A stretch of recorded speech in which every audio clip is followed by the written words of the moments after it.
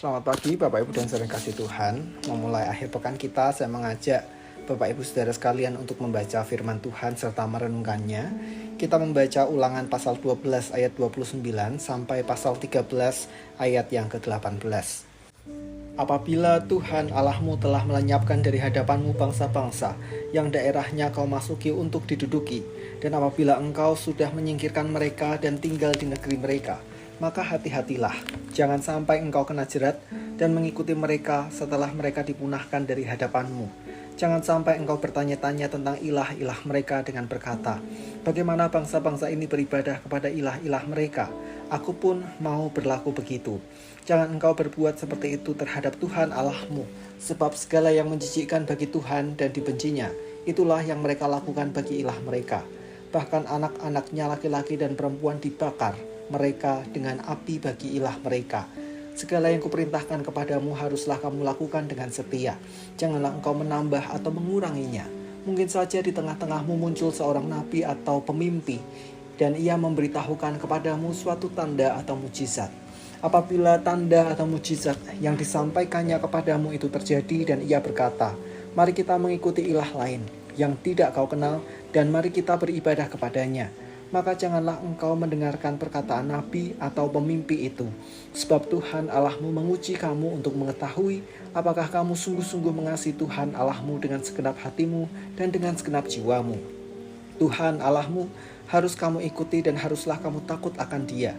Kamu harus berpegang pada perintahnya, mendengarkan suaranya, beribadah kepadanya serta berpaut padanya. Nabi atau pemimpi itu haruslah dihukum mati, karena ia telah mengajak kamu murtad terhadap Tuhan Allahmu yang telah membawa kamu keluar dari tanah Mesir dan menebus engkau dari tempat perbudakan.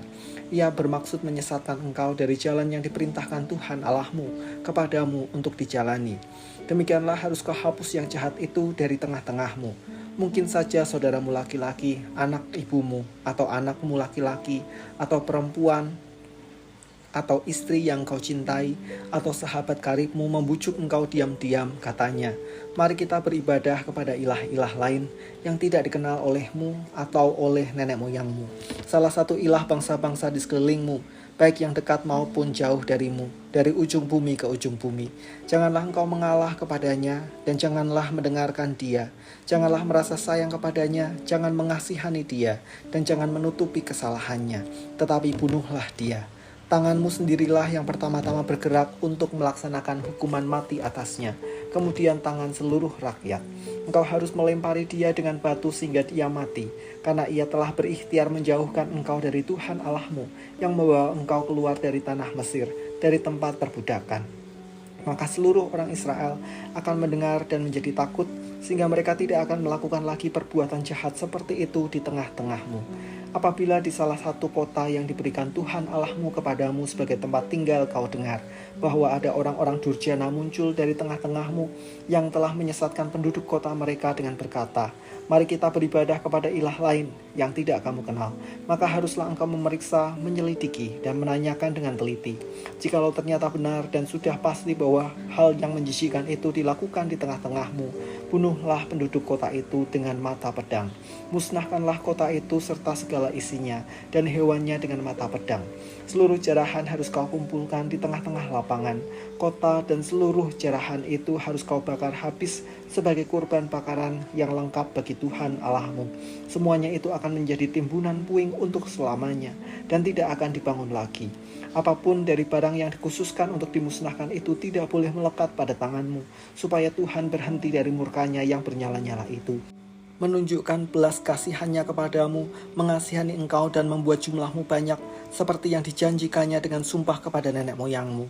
Sebab engkau mendengarkan suara Tuhan Allahmu dengan berpegang pada segala perintahnya yang kusampaikan kepadamu pada hari ini, dan melakukan apa yang benar di mata Tuhan Allahmu.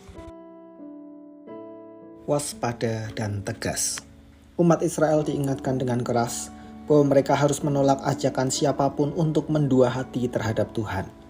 Mereka yang berpotensi membuat umat Tuhan murtad ditunjukkan bukan hanya orang-orang yang berasal dari bangsa asing.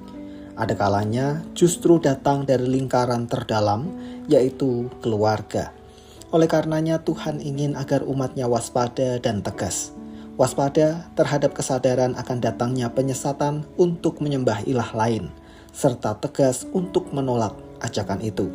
Karena bagaimanapun juga bagi Tuhan, itu adalah tindakan yang menjijikkan.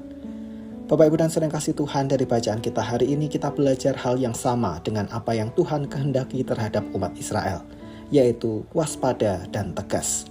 Siapapun di sekeliling kita bisa mempengaruhi kita untuk meninggalkan Tuhan. Kadang caranya perlahan, tak terlihat namun pasti.